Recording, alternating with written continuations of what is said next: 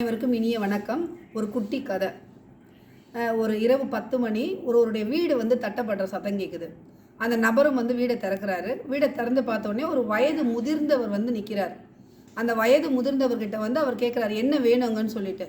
அவர் உடனே ஒரு கடிதத்தை நீட்டுறாரு. அந்த கடிதத்தை பார்த்தா, இந்த கடிதம் கொண்டு வருபவருக்கு இந்த உதவிகள் செய்யவும் உன்னுடைய அப்பா எழுதி கொண்டதுன்னு எழுதியிருக்கு.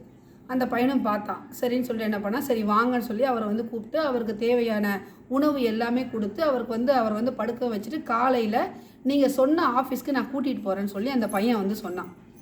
என்னன்னு பார்த்தீங்கன்னா, வந்திருக்கிறவருடைய மகன் விபத்தில் இறந்து போயிட்டான். விபத்தில் இறந்து போனதால் அந்த விபத்தில் இறந்து போனவனுக்கான சலுகைகள் அரசாங்கத்துக்கிட்டேருந்து வர வேண்டிய பணம் கேட்டு அவர் வந்திருக்காரு. அந்த அரசாங்க அலுவலகத்தை எல்லாமே காட்ட சொல்லி ஒருத்தர் கடிதம் கொடுத்து அனுப்பியிருக்காரு. இருக்க பையனுடைய அப்பா அவர்.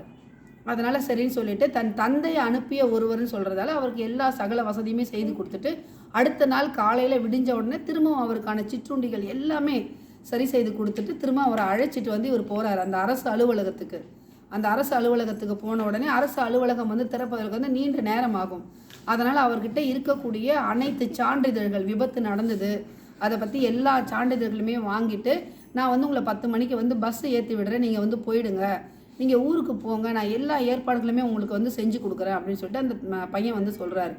இவரும் என்ன பண்ணாருன்னு பார்த்தீங்கன்னா, பஸ்ஸில் ஏறி உட்காந்துட்டார். பஸ்ஸில் ஏறி உட்காந்தவருக்கு மதிய உணவு, இரவு உணவு அதையும் வாங்கி கொடுத்து, தண்ணி கேன் எல்லாமே வாங்கி கொடுத்து, அவர் போகும்போது அவர் கையில் பைசாவும் அந்த பையன் கொடுக்குறான்.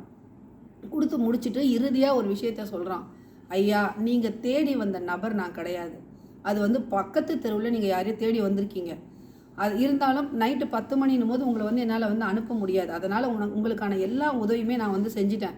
நீங்கள் கவலைப்படாமல் போங்க. உங்கள் மகன் இறந்ததால் ஏற்பட்ட விபத்து பணத்தை நான் வாங்கி கொடுக்குறேன் அப்படின்னு சொல்லி சொன்ன உடனே அந்த முதியவர் சொல்கிறார், என்னுடைய மகனுடைய விபத்து பணத்தை வாங்கி எனக்கு செலவு பண்ணுறதுக்கே ரொம்ப கஷ்டமாக இருக்குப்பா. இருந்தாலும் என்னுடைய மனைவி நிலை குறித்து தான் இந்த பணத்தையே வாங்கிறதுக்காக வந்தேன். ஆனால் என் பையன் இறக்கலைன்னு பார்க்குறேன். ஏன்னா உன்னை பார்க்கும்போது இருக்கக்கூடிய ஒரு பசங்களுமே மற்றவங்களுக்கு உதவி செய்யணுன்ற மனசோடு தான் இருக்காங்க. ஆனால் அதை அவங்களுக்கு எப்படி செயல்முறைப்படுத்தணும் அப்படின்றது தான் தெரியல. ஆக அந்த முதியவரை அவர் நல்லபடியாக அனுப்பி வச்சார். ஆக உங்களை தேடி வரவங்க யாராக இருந்தாலுமே அவங்களுக்கு நீங்கள் உதவி செய்யணும் அப்படின்ற ஒரு மனது இருந்தால் போதும். இன்னாருக்கு தான் உதவி செய்யணும், இவங்களுக்கு உதவி செய்யக்கூடாது அப்படின்ற மன கட்டுப்பாடை யாருமே வச்சுக்காதீங்க. இருக்கும் வரை உதவி செய்து வாழ்வோம். நன்றி.